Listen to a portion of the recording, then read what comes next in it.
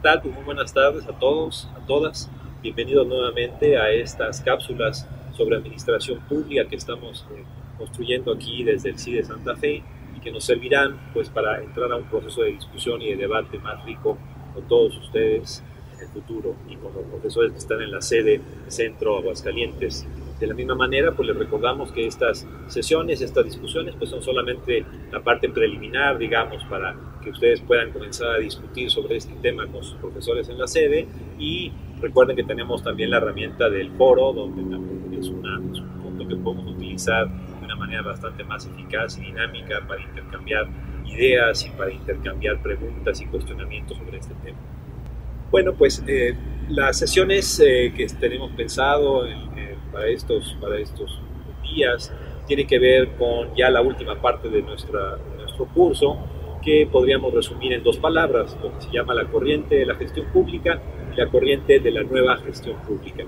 Como ustedes han visto, la administración pública es una disciplina que durante mucho tiempo se desarrolló bajo un ideal muy normativo, es decir, muy basado en ideas como el deber ser, ¿no? La administración pública debe de ser eficiente, debe de ser apolítica, debe de ser pura, debe de ser técnica, y el problema es justamente que en la práctica, en la realidad de las administraciones públicas de todo el mundo, se fue observando que el mundo político entra todo el tiempo, que el sueño de una administración pública apolítica es un sueño no solamente guajiro, podríamos decirlo coloquialmente, sino también peligroso. Peligroso porque al final de cuentas la administración pública es una criatura política, forma parte del sistema político de una democracia, y entonces sería poco realista en realidad seguir asumiendo que la administración pública como disciplina puede estar simplemente basándose en la idea normativa de lo que debe de ser. La gestión pública, que es uno de los temas que nos interesa en estas charlas, parte de un punto diferente, de un punto distinto, que tiene más que ver con la aceptación de que la administración pública como criatura política tiene que enfrentar en la práctica actores con muchos intereses, actores partidistas, actores sesgados políticamente, actores poderosos económicamente que buscan influir en lo que la administración pública acaba realizando. Y por lo tanto la gestión pública, podríamos decir, parte de una idea principal.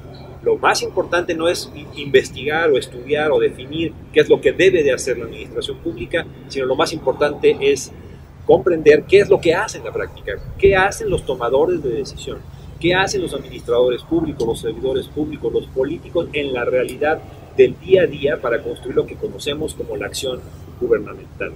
La nueva gestión pública, que veremos en otra ocasión, pero me gustaría simplemente plantearlo en este momento con una breve idea, va a sostenerse sobre esta idea de la práctica de la administración pública, pero curiosamente va a regresar nuevamente a una posición relativamente normativa, que tiene que ver con la idea de que el gobierno debe de establecer con una gran claridad las atribuciones y las facultades que tiene, y debe de regresar a ser parte de la sociedad y de la comunidad a través de mostrar resultados muy claros.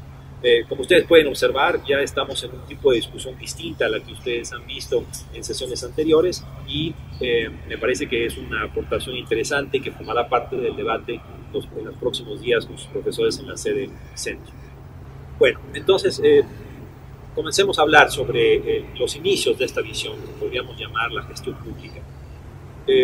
La gestión pública, a diferencia de la teoría normativa o ortodoxa de la administración pública, parte de la idea de que lo importante es estudiar cómo en la práctica los tomadores de decisión, los servidores públicos y los políticos resuelven los problemas que enfrentan en el día a día. En este sentido, es difícil plantearse una idea de la mejor forma de hacer las cosas, es difícil plantearse la idea de cómo hay una sola forma correcta de hacer las cosas, one best way, dicen en inglés, y por lo tanto estudiar cómo estos actores interesados, burócratas, servidores públicos, políticos, todos actores interesados resuelven los problemas prácticos, implica también tomar en consideración que no hay una sola forma de ver la realidad de manera correcta. A ver, digamos, explicándolo un poco mejor, tratando de desglosar este concepto.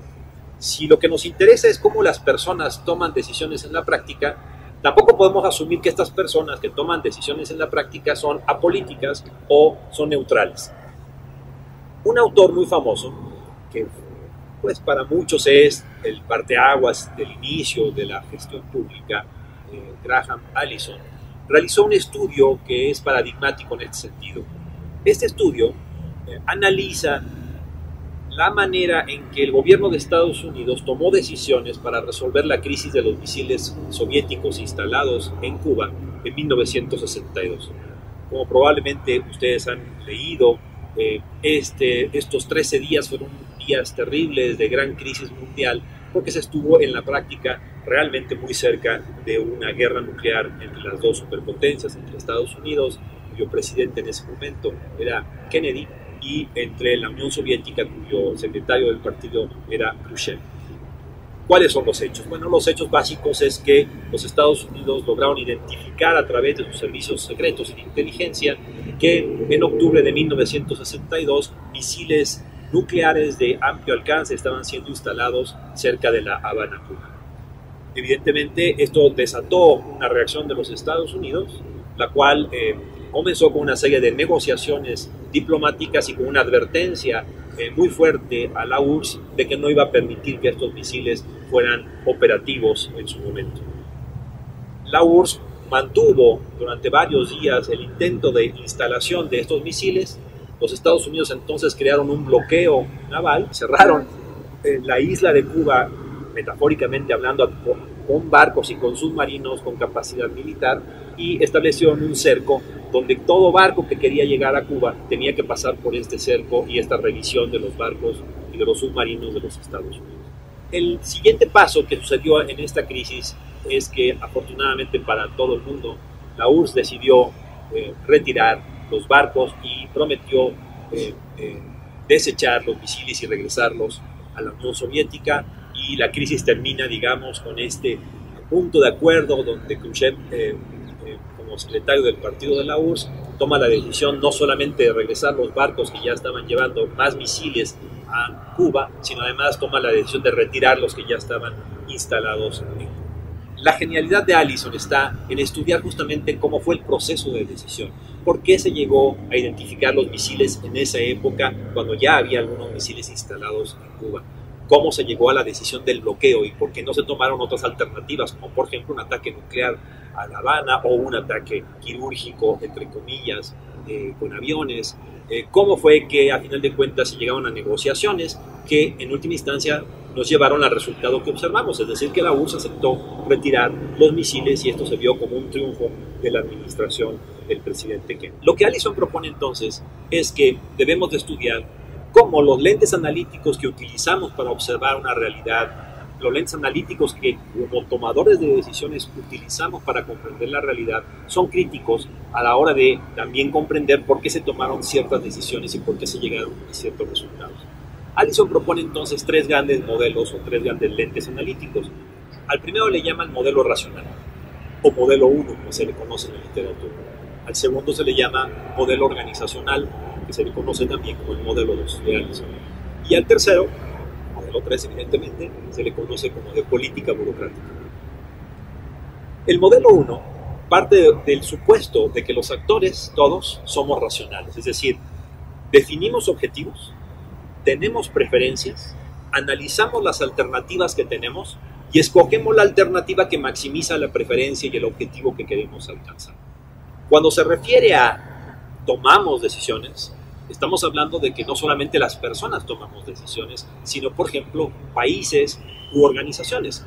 Ustedes verán que es muy fácil comprender cómo cuando uno toma el periódico, dice, la Secretaría de Hacienda tomó la decisión de, como si la Secretaría de Hacienda fuera un actor que tiene objetivos, que tiene preferencias y que selecciona alternativas. Más aún, en el periódico podemos ver frases como México tomó la decisión de no entrar al TLC o entrar al TLC. Bueno, como si México fuera un actor racional que por lo tanto tiene objetivos, tiene preferencias y selecciona alternativas. Este modelo es tremendamente útil en la práctica para tomar decisiones, para explicar la realidad. Por ejemplo, entonces, en el caso de la crisis de los misiles soviéticos que estábamos tratando hace rato, el modelo racional lo que diría es, tú tienes que comprender a Estados Unidos como un actor racional. Allison le llama el actor racional unificado.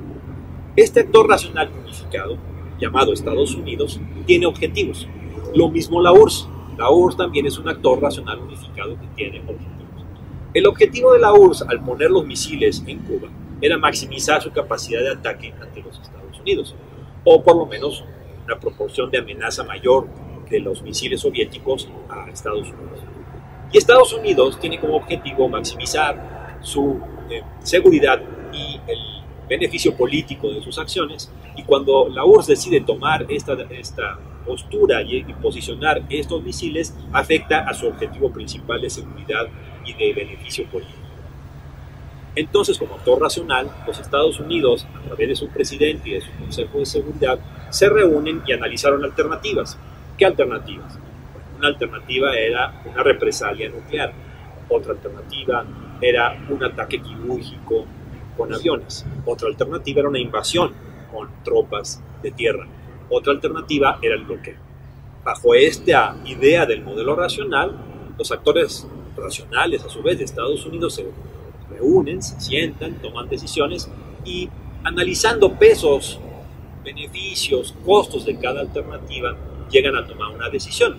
Por ejemplo, un ataque nuclear sería tremendamente costoso en términos de imagen pública, en términos de imagen internacional. Los Estados Unidos habrían utilizado por primera vez después de Japón una arma nuclear contra una población cercana a los Estados Unidos. Era una opción muy costosa, probablemente fácil de utilizar en algún sentido, pero costosa.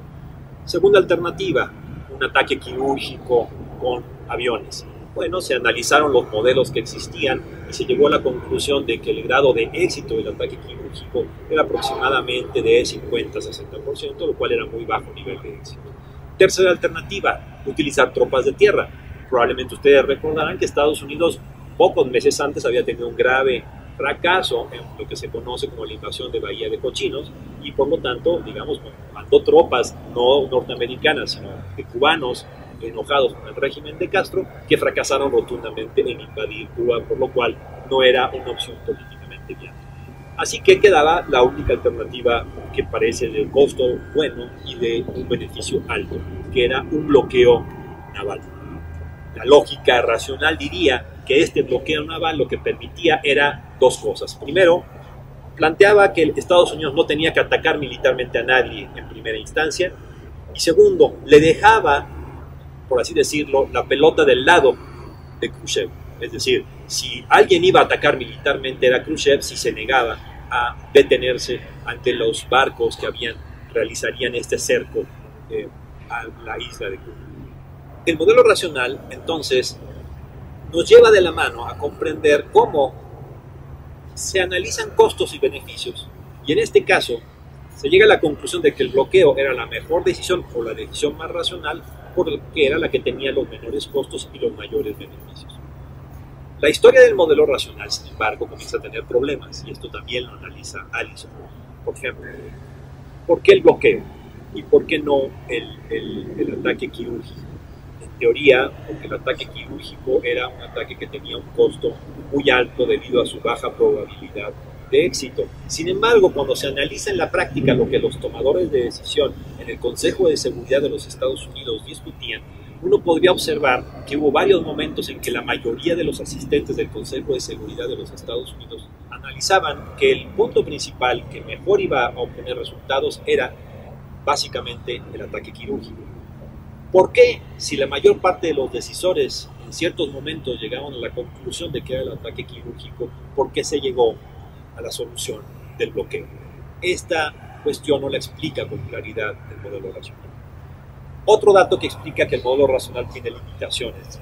Allison analiza la respuesta de la URSS por qué decidieron retirar los misiles. Se decía, bueno, básicamente porque los misiles en Cuba eran peligrosos. En los análisis norteamericanos planteaban que Estados Unidos no perdía en realidad ventaja estratégica por tener misiles en Cuba. Estados Unidos tenía misiles en Turquía.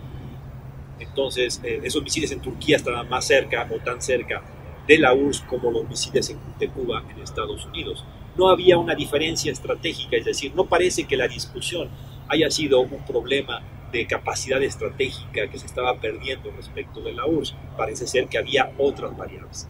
El modelo racional deja huecos, eso es lo que Allison dice. Y esos lentes son muy importantes porque nos dicen cómo ver la realidad y por lo tanto vemos la realidad con esos lentes y llegamos a conclusiones que el modelo nos permite en realidad observar, nos permite en realidad llegar a las mismas conclusiones que el modelo esperaría que uno tendría que llegar. ¿Qué pasa si nos ponemos otros lentes? ¿Qué pasa si usamos los lentes del modelo organizacional? El modelo organizacional parte del hecho de que las decisiones de los actores se tienen que implementar en las organizaciones. Que las organizaciones son compuestos de reglas, de normas y de procedimientos que dirigen a los actores a tomar ciertas decisiones a partir de sus propias lógicas y tiempos. ¿Por qué los Estados Unidos se dieron cuenta en cierto momento que había misiles en Cuba? Porque se dieron cuenta tarde, podría ser un argumento. Es decir, ya había misiles en Cuba cuando los Estados Unidos se dan cuenta del hecho. ¿Qué falló? La historia es organizacional.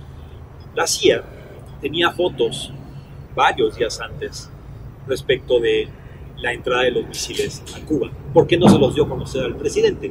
Básicamente porque hay una serie de reglas organizacionales que dicen que para no afectar a los espías de la CIA tiene que comprobarse con mayor claridad los datos que se tienen. Es decir, la CIA tiene que comprobar aproximadamente en un lapso de 15 días que los datos que posee son válidos. Y es hasta ese momento que tiene que pasárselo al presidente de los Estados Unidos como una prueba fehaciente de que algo grave está pasando. Pero la historia no termina aquí, la historia también sigue siendo un problema organizacional. Cuando la CIA decide mandar aviones espía, se da cuenta que sus aviones solamente pueden ser piloteados por miembros del ejército norteamericano. Estos aviones espía muy nuevos, entonces tuvieron que ser utilizados primero en un entrenamiento de una semana a los pilotos del ejército norteamericano para que pudieran acostumbrarse a los nuevos controles que este avión muy avanzado tenía. ¿Por qué se conoce tan tarde la noticia de los misiles? Es una historia organizacional. Pero lo que Allison demuestra es que la decisión del bloqueo también es una decisión organizacional. ¿Qué sucede? Bueno, básicamente que los actores principales del Consejo de Seguridad de Estados Unidos preferían un ataque quirúrgico aéreo. Cuando se le solicita a la Fuerza Aérea entonces que realice un estudio del grado de éxito de un ataque quirúrgico aéreo, las fuerzas aéreas tenían que sacar organizacionalmente un procedimiento. El que tenían a la mano, en el cajón por así decirlo, era el de un ataque quirúrgico en Berlín. Lo que hicieron fue en muy pocas horas transformar el ataque quirúrgico aéreo de Berlín en el ataque quirúrgico aéreo de los misiles. Por eso salía tan bajo el porcentaje de éxito de un ataque quirúrgico con aviones. No les dio tiempo de hacerlo. Después de que se acaba la crisis, realizan el estudio nuevamente y demuestran que el grado de éxito de un ataque quirúrgico era del 95%. Si hubieran tenido tiempo organizacionalmente hablando de realizar este estudio, la decisión hubiera sido un ataque quirúrgico aéreo y no el bloqueo. Sin embargo, la historia organizacional no termina aquí. También es cierto que el bloqueo es una criatura de la tardanza de la CIA por demostrar que existían los misiles, es decir, justamente se genera un proceso tan corto de tiempo para tomar decisiones que la única alternativa que se tenía organizacionalmente muy clara era el bloqueo. Es decir, los manuales de la naval en Estados Unidos respecto del bloqueo eran muy detallados, eran muy precisos y le daban al presidente Kennedy la opción de controlar cada uno de los pasos del bloqueo para evitar errores o una guerra nuclear a partir de fallas en la comprensión de las señales políticas que se estaban enviando entre Khrushchev y el propio Kennedy. En efecto, el bloqueo puede ser considerado bajo los lentes del análisis organizacional como una decisión debida a fallas y a procesos organizacionales que llevan entonces a la idea de que en realidad el bloqueo fue una decisión no la más racional posible, sino la organizacionalmente más bien. El modelo 1, modelo racional, da una interpretación de lo que sucedió. Vemos cómo el modelo 2 explica el mismo fenómeno con diferentes argumentos y nos demuestra que las razones por las cuales se tomaron decisiones no son necesariamente las del modelo 1, sino las del modelo 2, que es una lógica organizacional. Pero como platicamos, había un tercer modelo, el modelo político-burocrático. Este modelo basa la idea de que las decisiones son decisiones políticas de actores individuales, de actores políticos grupales, que están jugando un juego político interno y no solamente el juego político externo. Es decir, el juego político externo, podríamos decir, es la batalla con Khrushchev, ¿cierto? Pero el juego político interno es quién toma las decisiones, quién gana políticamente en las decisiones. Por ejemplo, el grupo de los halcones, como se le conoce, ¿no? Clásicamente a los que les gusta la guerra en Estados Unidos, era el que quería impulsar desde el principio la idea de que se tenía que llevar a un ataque quirúrgico con aviones y luego a una invasión por tierra. Eran el grupo que estaba enojado por haber perdido la oportunidad de derrocar a Castro en el fracaso de Bahía de Cochinos.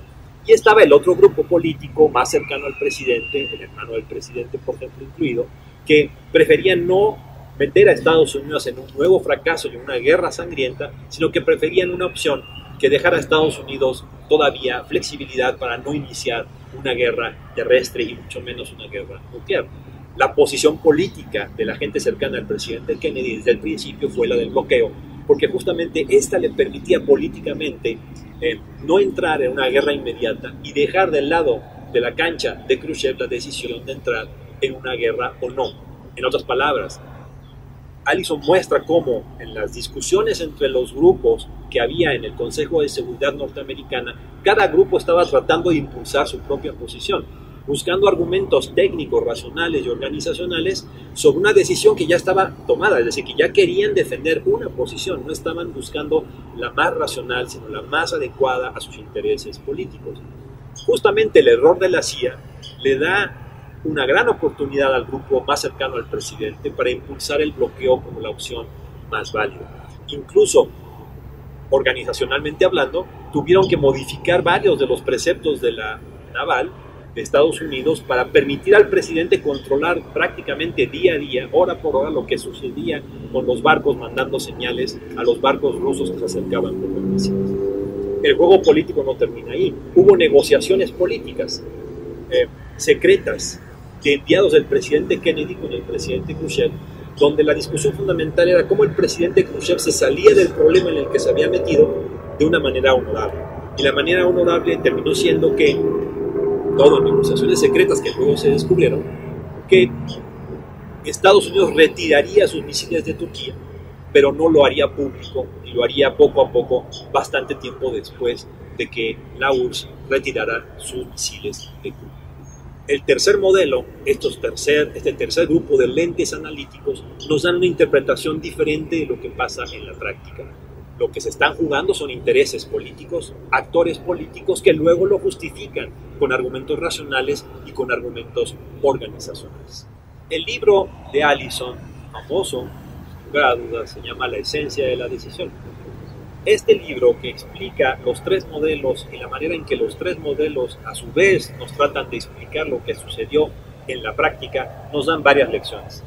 La primera lección es que cuando hablas de gestión pública y estás tratando de entender lo que el gobierno hace en la acción, no es un asunto de descripción, también es un asunto teórico de los lentes analíticos que utilizas. Conforme vas haciendo tus lentes analíticos más complejos, pasando del modelo racional al modelo político burocrático, tienes que incorporar otras variables muy importantes.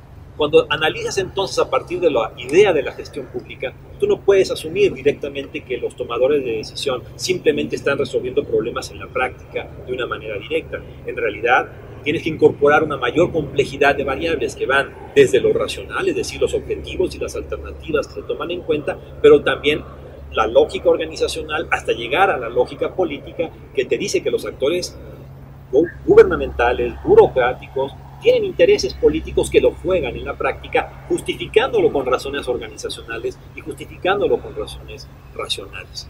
El mundo organizacional también es importante, es decir, los actores juegan en arenas donde hay recursos, procedimientos, reglas del juego, por lo tanto, que les establecen qué caminos son asequibles, qué caminos están prohibidos, qué caminos deben de ser negociados, con lo cual la acción gubernamental en la práctica es muy importante de analizar, pero es una incorporación de variables más complejas que van de lo racional a lo político, y que toda esa esfera es lo que comprendemos como el análisis de la gestión pública, y no solamente el deber ser, y tampoco, digamos, una visión plana, por así llamarla, de describir lo que los actores piensan que es lo más racional.